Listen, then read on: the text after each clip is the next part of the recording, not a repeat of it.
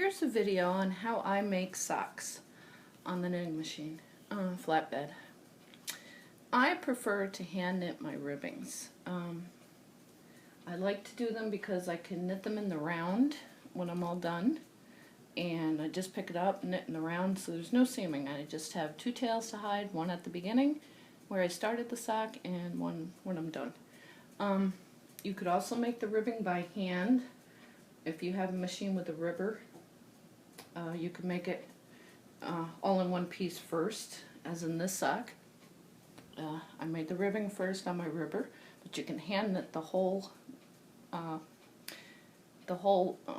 of stitches for the sock. Right now I'm doing a baby sock, so it'll be 40 total stitches. I recommend doing the baby sock first, just so you can get the hang of machine knit socks if you've never done them before, and the seam as you go. I have a few tricks with the seam as you go that I want to show you. You could also do a mock ribbing and fold it in half and knit one row across on your main tension before you take it all off on, or half the stitches on waste yarn. You're going to be needing the other half. You could start, as I done with this one, I knitted the ribbing on my ribber, but I started the sock on half the stitches and just took half of these off on waste yarn. Now when you do it this way, when you get done with your sock, you have to graft the top of the ribbing to the top of the sock on one side, and then you have to seam up the side of the ribbing. So I prefer my way with the hand knitting because of the fact that I only have two ends to weave in. There's no grafting needed, and it's portable. I can take my knitting wherever I go. I'm always knitting, waiting in line, whatever. I had started these, finished these socks. I just have to, like I said, there's only two ends I have to weave in, and then I'm done. So, and they really go very fast. Okay, so here's how we do it. I'm starting out with 20 stitches for my baby sock. I'm casting on waste yarn with a weaving cast on, but you can E-wrap if you want. Just make sure to use waste yarn, about 8 rows or so, and then a row of ravel cord before you start. Now this machine I'm using is the Knitmaster 4500. The reason why I use this primarily for socks is because it has these things called sinkers that push down the knitting. There's no weights needed whatsoever, and I really love this because of the fact that it's intarsia based. There's not even a tension mast I have to mess around with, but because I don't need weights, it's so nice because I don't have to keep stopping to move the weights over. You're going to have to do that if you do it on a standard gauge. You're going to have to move your weights, especially on the heels and toes.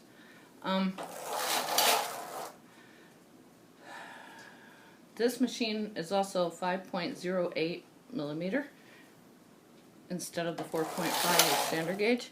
So I use a tension 5 on this one for my socks, and when I get to the heels and toes I go down to tension 4. But if you're using a standard gauge, I would say probably tension 6 and then down to 5 for the heels and toes, since this is a little bit bigger needle spacing. But it's totally up to you. Babies' feet are all different sizes. People's feet are all different sizes. If you make a sock, it's going to fit someone somewhere. But this is how you could at least get the hang of without having to do a whole adult sock. And heck, if it's too small, use it as an ornament. Okay, so I got that. I'm going to put my ravel cord, and then I can start knitting the sock. Now for the baby socks, I generally do, I would say probably, I'm just going to do 20 rows, I think, to start. And I'll reset my row counter first, and I will be back after I knit those 20 rows. Okay, so another thing I wanted to point out, another reason why I like the Knitmaster 4500 is because of the fact that these sinkers, when you knit regularly, you generally go underneath the sinker next to the needle, the last sinker, to make a nice edge, or so it's not so tight. Which I do that for the back of the leg, But now I've got 20 rows. I'm going to start short rowing for the heel we're doing next. So when I short row on this machine, I pull one needle out to hold, and that's it. The machine is automatically going to hold that needle. So on a standard, if you're going to do these, you're going to make sure you set your carriage to hold, so that won't net. Now you're also going to go down a tension number, okay? Now on this, if you use the same machine, I don't put the yarn under the last sinker over here like you normally do. I just wrap it around the needle and then drop it between the last needle and hold and the first working needle. And then I need to cross. I pull another one opposite the carriage out to hold. Now I wrap the yarn around the last needle and hold on this side, and between, I don't want it over this needle and hold, I want it between the last working needle and the first hold needle on this side. That's a row. Pull one needle out, wrap it around the last needle and hold over here, since we only have one. Now we put it between the first needle and hold and the first working needle. And so on and so forth. Pull one out, wrap the yarn between these needles because you want to go over the first working needle and hold this one, and then down between the last working needle and the first one and hold over here. And you continue this way, pulling one out opposite the carriage and wrapping until you only have 6 stitches left. And that's going to be the base of the heel.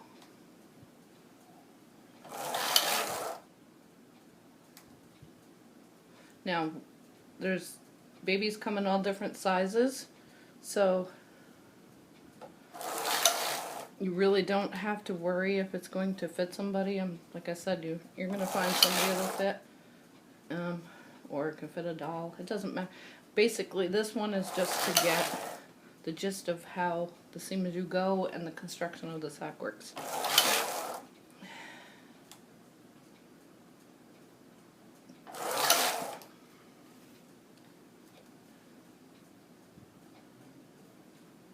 I've also made socks that have been seamed, like patterned in one piece, and then you seam them up in the middle. And they are okay. I used the Bickford seam for that. And they're okay. I mean, if you want patterning on them, I suppose you could do patterning on the front of the foot and the heel as well, or in the back of the leg here, but you're going to have to make sure you turn it upside down when you get up to the top part, because this is a top down, then you're going to be going from the bottom up to meet here, so you have to turn it around. Okay, now that I have 6 stitches in hold, or 6 stitches remaining, I'm going to push one back into work on the opposite side of the carriage and wrap again. Make sure you wrap that last needle and hold. The wrapping is important so you don't get holes. Push this back into hold opposite carriage. So now you're going to be increasing the amount of stitches. And then it goes pretty quickly once you get the hang of it, and the fact that if you can sit directly at your machine, which I can't right at the moment because I'm trying to record this. I tried to have my hubby do it, but it didn't really come out so right.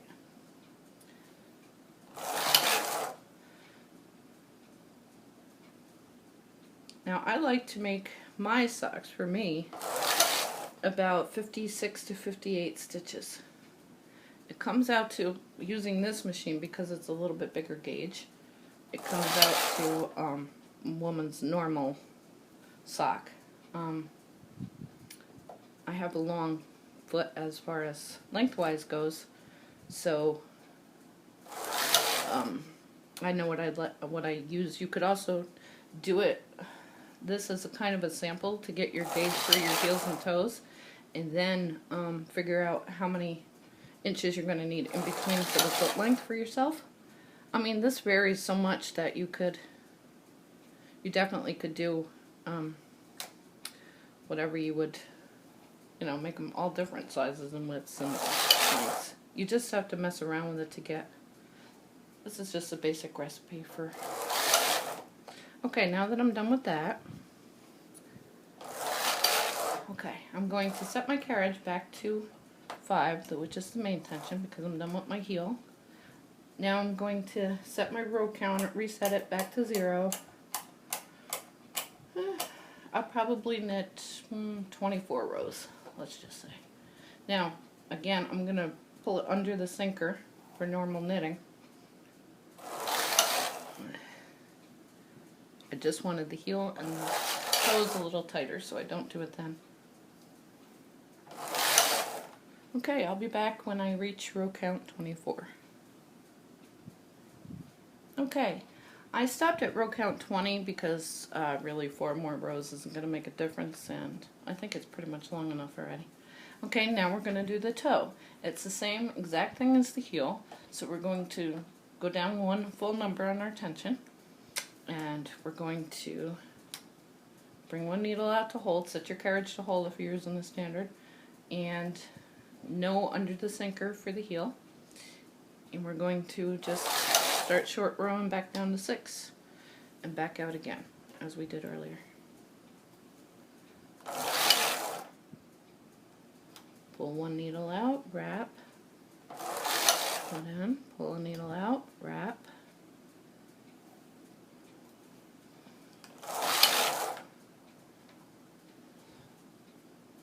my seam as you go is basically the same as anybody else's, except for when I get to the heel. I ensure that I have no holes where the heel meets.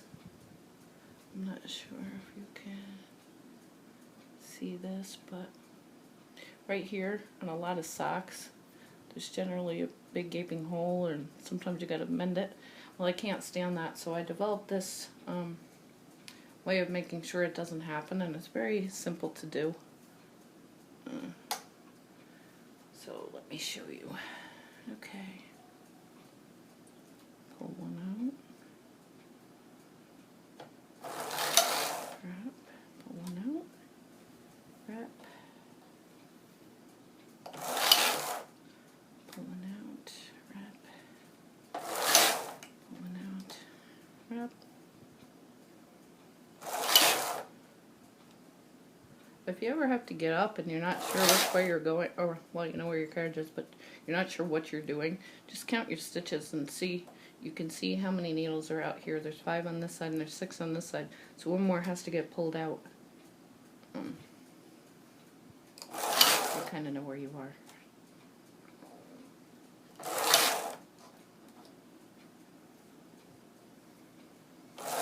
Okay, I'm down to 6, so now I'm going to pull 1 back into work and go back out again until I get to 20.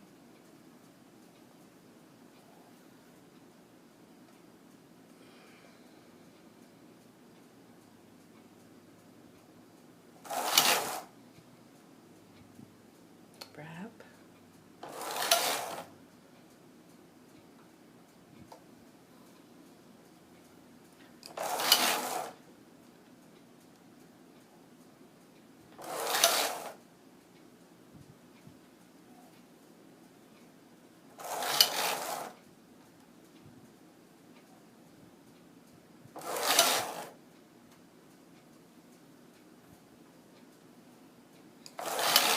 I'm also going to put a link to my playlist, my YouTube playlist for women in Russia that have this machine. They have just done some tremendous things with it. It's beautiful, inspirational, and they have a bunch of YouTube videos, and I had made a playlist. I think I'm up to almost 200 now, I'm not sure. But they have patterns and just different designs, and someday I aspire to become as great with this machine as they are. Okay, I'm on the last one. So now we start the seam as you go. We have our heel and we have our toe we just made. Okay, now if you remember, if you're using a standard gauge, you want to make sure you keep moving your weights as you need. Okay, so the seam as you go is basic as anybody else's, but on the heels and toes you can see that these are wraps that we did from when we wrapped the needles. You can see them all line up there. Okay, That's going to be an important part for there's no holes in your socks. So now, I'm not sure if you can see it in this light. I can't really move this to get any closer. If you have a problem with the Same As You Go, you can look up Diane Sullivan. She has a really good video. Susie Rayner does a really good video. And she makes socks on here, but her method is different than mine as well. There's a lot of different videos on YouTube if you can't see what I'm doing. Basically, you're picking up a loop. Here, let me take this off. See if I can. This loop here, it's the last loop under the stitch on the needle. That's the one I just knitted because it's really long. So there's a little knot there. Then there's a longer loop under that knot.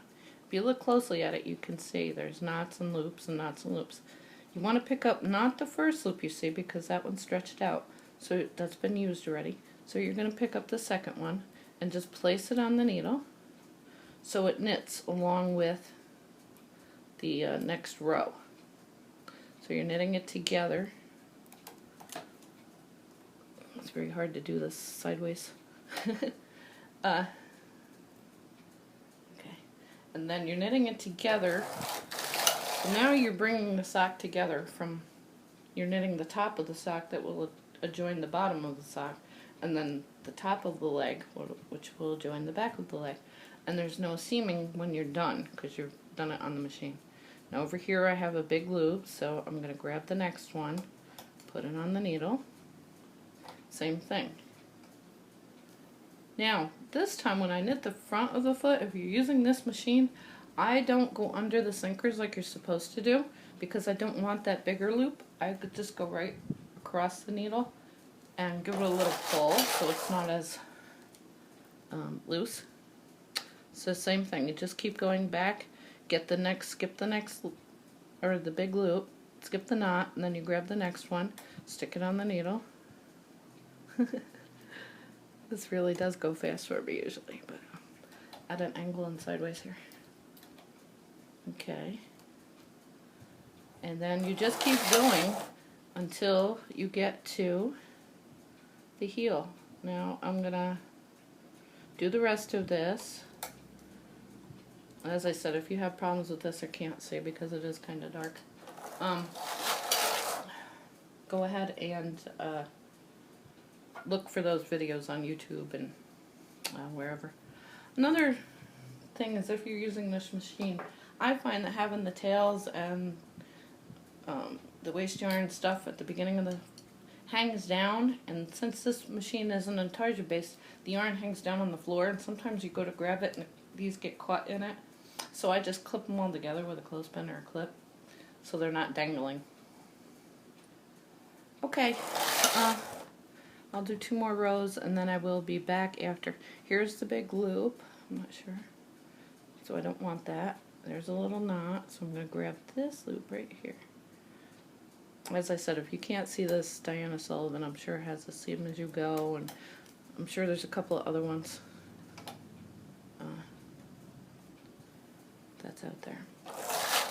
But let me show you how I do the heel, so I'll be back when I get down there. Okay, so I'm down to the heel, where I started the heel, and you can see those wraps I was talking about earlier. I'll show you in just a second. I'm just going to take this off there. There we go. Now, the wraps, if you turn it inside out, you can see the wraps going right up. Okay, that's how you know. Like, here's this big loop I was telling you we skipped. So we're going to pick up the next loop, which would be the orange one right here. But we're going to grab the first wrap along with the orange loop. See this wrap right here? The first one that goes down. Not this orange one, because that's the second half of that stitch, but the first blue wrap from the heel and that stitch together. And put them both on the needle. And knit across as normal.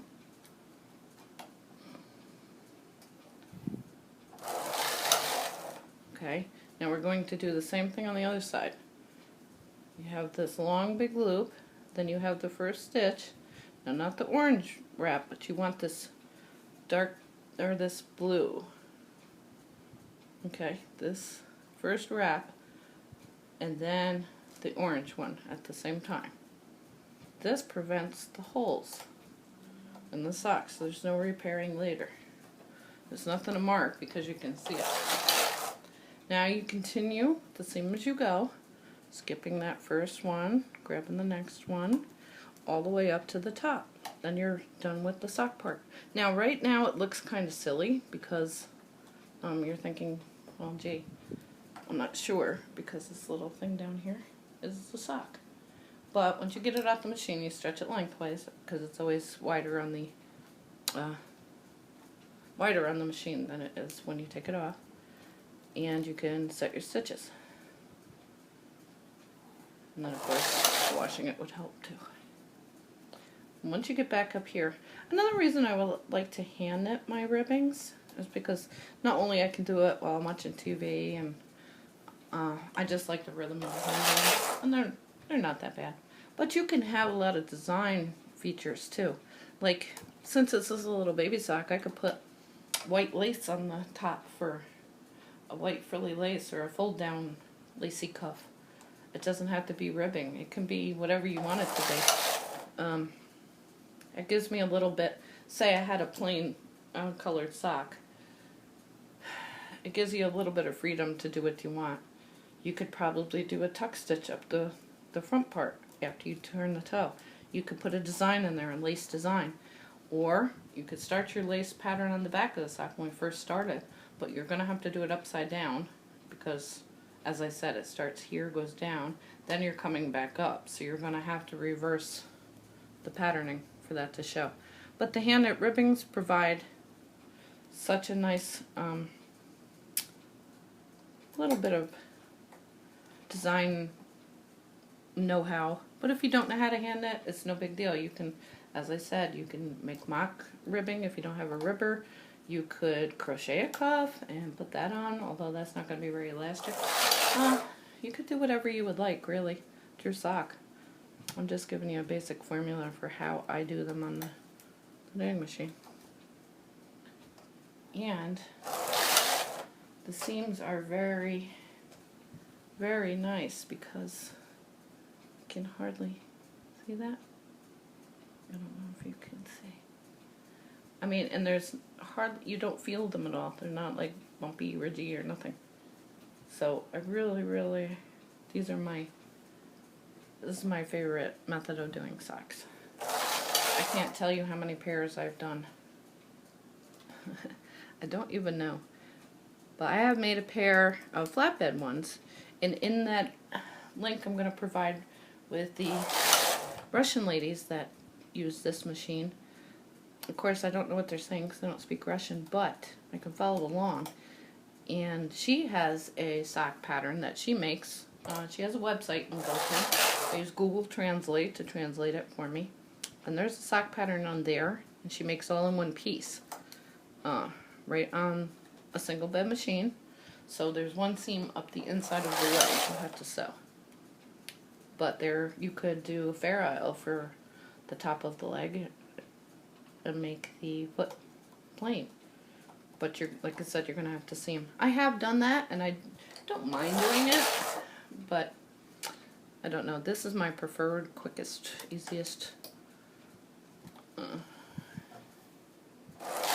way to do it. Okay, so I'm almost at the beginning again. And then once I get there, I'm just going to take them off on waste yarn, another 8 rows or so, and I'll be back when that's done. Okay, now that we're done knitting the sock, basically, the last stitch that you pick up is going to be part of your beginning tail. I just wanted to show you that it's not a mistake or anything if you think you messed it up. It's just where the sock started. So you just put that on there. You can pull that tighter later when you do the ribbing. So don't worry about that. It's not going to leave a hole. Okay, and that's it. Now, we take these off on waste yarn. Like I said, you knit about 8 rows or so of waste yarn. If I could find mine.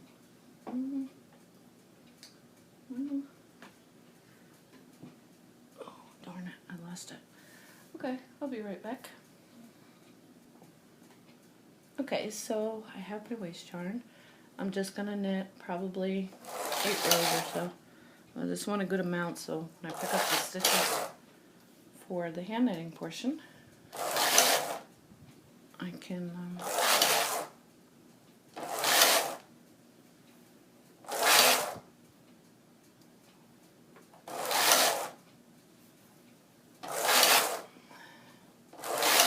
okay. Now we take it off, and this is what we have. You have 2 bits of waist yarn. On the top, this is where you started and where you stopped. And now you give a nice tug. You find the toe. And I dropped a stitch there, but that's okay, it's a sample. Give a nice little tug.